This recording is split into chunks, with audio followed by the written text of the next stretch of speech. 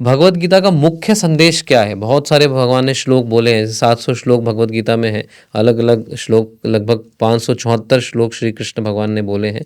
तो इन 574 श्लोकों में से एक कोई मुख्य संदेश भगवान का जो बहुत आसानी से लोगों को समझ में आ सके। बड़ा सिंपल है, देखिए, आसान भी है और मुश्किल भी है, ये ध्यान रखिएगा।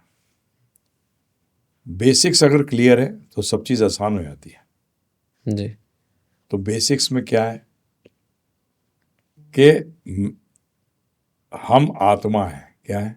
आत्मा हम है। आत्मा, और हमें ये मनुष्य शरीर मिला है कि हम अपनी प्रगति कर कर भगवत धाम वापस जा सकें। जी। ठीक है जी, सिंपल। हम्म। तो प्रगति आत्मा की होती है, शरीर तो खत्म हो जाता है, बिल्कुल नाशवान है। तो भगवद गीता का संदेश यही है कि हम अर्थात आत्मा का जो भगवान कृष्ण के साथ संबंध है, जो हम भूल गए हैं, उसको वापस स्थापित करना। यही तो भगवद गीता के अंत में पढ़िए जाके आप। जी। भगवान ने कहा मेरा परम वचन क्या है, 64वें श्लोक के अंदर, 18वें अध्याय के 64वें श्लोक में जी। भगवान उतारे, मन मना भाव मत भक्तो, मेरे भक्त बन जाओ। भक्ति का मतलब मेरी आज्ञा का पालन करो, मुझसे प्रेम संबंध वापस स्थापित करो जो तुम भूल गए हो। जी। तो ये भगवद गीता का यही उद्देश्य है। और कोई कुछ कहता है सब बेकार है। अच्छा। उद्देश्य ये है, बाकी चीजें जो भगवान ने गीता में कही हैं वो इसी उद्देश्य की पूर्ति के लिए कही है। ये ध्यान रखिएगा। जी जी जी। बस कही है बाकी चीजें भी। जैसे आपको किसी को बताना होता है कि किसी ने पूछा कि भैया मुझे वहां जाना है, तो बताता है रास्ते में ये भी आएगा, ये भी आएगा, ये भी आएगा, इन चीज़ों से बच जाना, बच के जाना, इधर बहुत भीड़ मिलती है, इस रोड पे मत जाना, इधर से जाना। परंतु वो उसका लक्ष्य तो नहीं है ना, लक्ष्य तो आपका वहाँ पहुँचना है। बिल्कुल। इसी तरीके से भगवत गीता का लक्ष्य क्या है? लक्ष्य यही है कि तुम मेरे भक्त बनो। जी।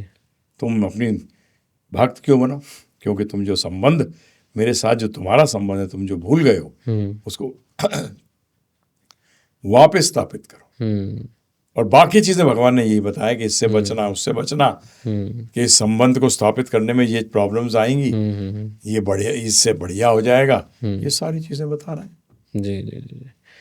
तो मतलब हमने टारगेट एंड पॉइंट क्या है, उसका जो कंक्लूजन क्या है, उसके ऊपर हमें देखना है। नाउ आप इंग्लिश सीखने के लिए फिजिक्स की बुक नहीं सीखते हैं।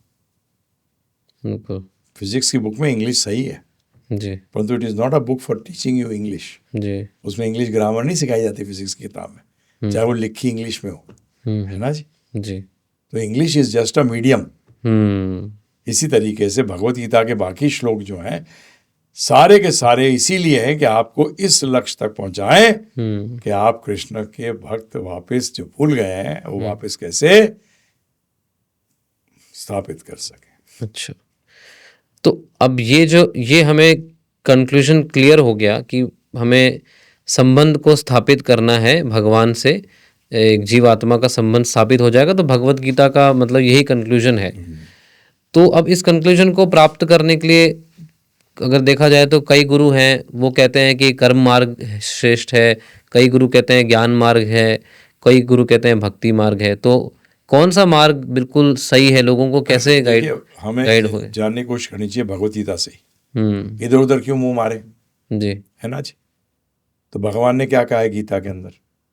अगर आप 6ठे अध्याय में जाइए, अंतिम श्लोकों के अंदर, जो अध्याय के अंतिम श्लोक है उसमें क्या कह रहे हैं कि जो ज्ञानी हैं, ध्यानी हैं, इनसे श्रेष्ठ होते हैं योगी, और योगियों में सबसे श्रेष्ठ होते हैं जो भक्त योगी हैं। कौन से? भक्त योगी। जो योगी भक्ति प्रैक्टिस कर रहा। और इसी बात को अगर आप देखें तो भगवान ने बार बार रिपीट भी किया है और यही बताया है कि ये संबंध को वापस स्थापित करने का तरीका कौन बता सकता है? भक्त है माम अभिजानती। क्या जान सकता है भक्त कि ये मैं वापस जो संबंध भूल गया हूं इसको वापस स्थापित कैसे करूं? ये ज्ञान कौन जान सकता है? भक्त जान सकता है। तो ऑटोमेटिकली क्लियर हो गया। ज्ञानी, ध्यानी, योगी, जिन सबसे श्रेष्ठ कौन है? भक्त है। भक्त। तो ये सब अलग अलग रास्ते नहीं है कृष्ण तक पहुंचने के, जी जी ये अलग अलग पायदान है, जिसको कि हम अंग्रेजी में कहते हैं स्टेयर केस। बिल्कुल। पहला, दूसरा, तीसरा।